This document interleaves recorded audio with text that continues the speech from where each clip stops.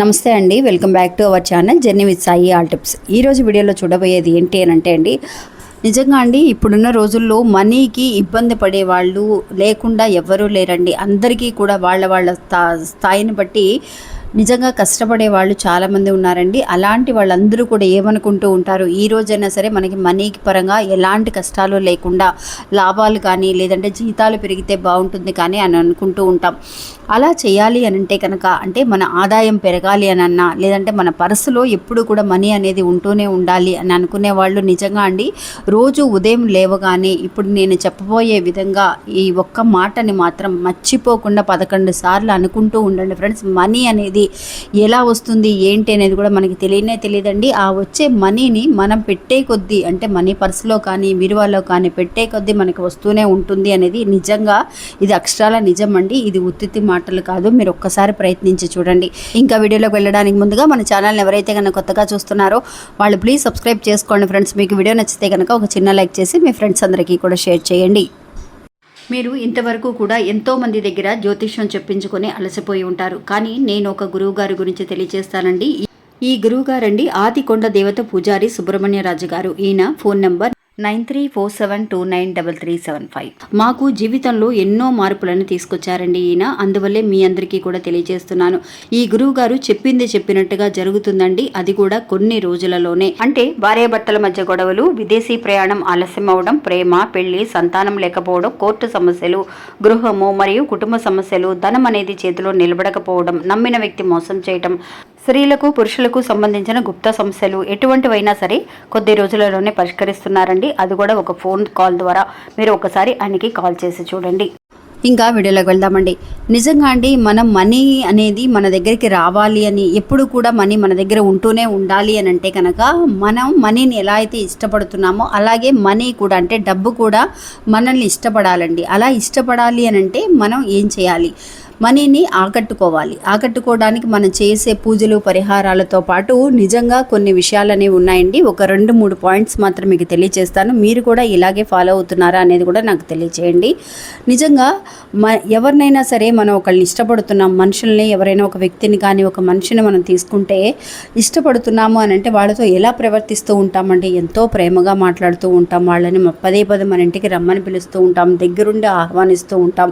వాళ్ళు వచ్చిన తర్వాత వాళ్ళకి ఇష్టమైనవన్నీ కూడా మనం వండి పెడుతూ ఉంటాం. అలాగే డబ్బు విషయంలో కూడా మనం అలాగే ఉండాలండి. సాక్షాత్తు లక్ష్మీదేవి స్వరూపమే కాబట్టి ఇలా అమ్మవారిలాగానే మనం అనుకోవాలి. కాబట్టి అంత ప్రేమగా అంత మర్యాదగా మనం చూసుకోవాలన్నమాట. డబ్బు మన దగ్గరికి వస్తూనే ఉంది కదా అని అక్కడక్కడ కొంతమంది ఏం చేస్తారంటే కాయిన్స్ అనేవి బీరువా మీద కానీ మిషన్ మీద కానీ డైనింగ్ టేబుల్ మీద కానీ ఎక్కడెక్కడ పడేస్తూ ఉంటారు.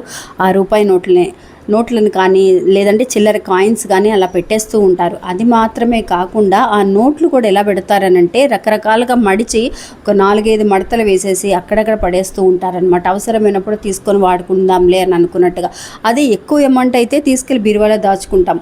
చిన్న ఒక్కొక్క రూపాయి కాయిన్ అయినా సరే లేదంటే 10 రూపాయల నోట్ అయినా సరే అక్కడక్కడ పడేయకుండా చక్కగా మనం నీట్గా మనం బీరువాలో కానీ లేదంటే మనీ పర్సులో కానీ, ఆ మనీ పర్సులో పెట్టేది కూడా ఎలా పెడతారు అని అంటే అండి అక్కడక్కడ మడిచి పెట్టేస్తూ ఉంటారు. అలా కాకుండా చక్కగా మనీ పర్సులో మనం వరుసగా నీట్గా సర్దుకుంటూ అంటే ఆ నోటుని మడత పెట్టకుండా చక్కగా పొడుగ్గా పర్సు అయితే మనకి మనీ పర్సు లేడీస్ పర్సు కానీ జెంట్స్ పర్సు కానీ దాంట్లో పెట్టేటప్పుడు మడతలు పెట్టేయకుండా చక్కగా పొడుగ్గా అట్లా వరుసగా పెట్టుకుంటే అంటే సంఖ్యావారీగా అంటే 1000 రూపాయలు, 500, 2000 నోటు, మనకి 50 రూపాయల నోటు అలాగా మనం సంఖ్యల వారీగా చక్కగా పెద్ద నోటు తర్వాత చిన్న తర్వాత మళ్ళీ అలాగా సైజు వారీగా మనం పెట్టుకోగలిగితే నిజంగా చాలా వరకు కూడా మనల్ని ఎంత నీట్గా మనం అయితే మన డ్రెస్ చేసుకుంటే మనకి ఎంత కంఫర్టబుల్గా ఉంటుందో అలాగే మనీ కూడా అండి చక్కగా మనం వాడే విధానం అనేది కూడా లక్ష్మీ అమ్మవారు నిజంగా వారు చూస్తారంటండి. ఇవన్నీ కూడా మనల్ని ఎంత ఇదిగా ప్రేమిస్తున్నారు, ఎంత నీట్గా ఉపయోగించుకుంటున్నారు అనే విషయం కూడా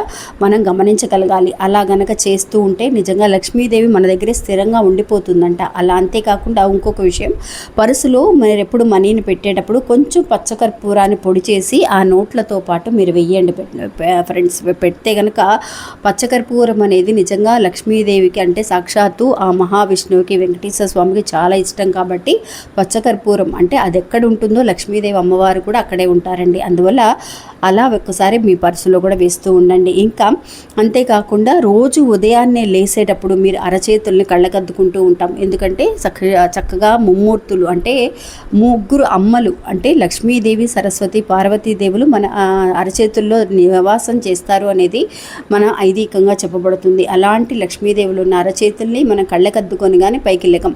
అలా లేసేటప్పుడు మీరు ఈ ఒక్క మాటని మాత్రం 11 సార్లు అనుకోండి ఫ్రెండ్స్. ఏంటి ఆ మాట అంటే ఓం ధనాభివృద్ధియే నమః, ఓం ధనాభివృద్ధియే నమః అనే మాటని మాత్రం మీరు అనుకోండి ఫ్రెండ్స్. ధనం అనేది వృద్ధి చెందడం కోసం ఏదైతే గనక మనం పదే పదే చేస్తూ ఉంటామో, మళ్ళీ రిపీటెడ్గా అనుకుంటూ ఉంటామో, అలాంటి సమయాల్లో మనకు ఖచ్చితంగా ఆ విషయం అనేది మన దగ్గరికి వెతుక్కుంటూ వస్తూ ఉంటుందండి.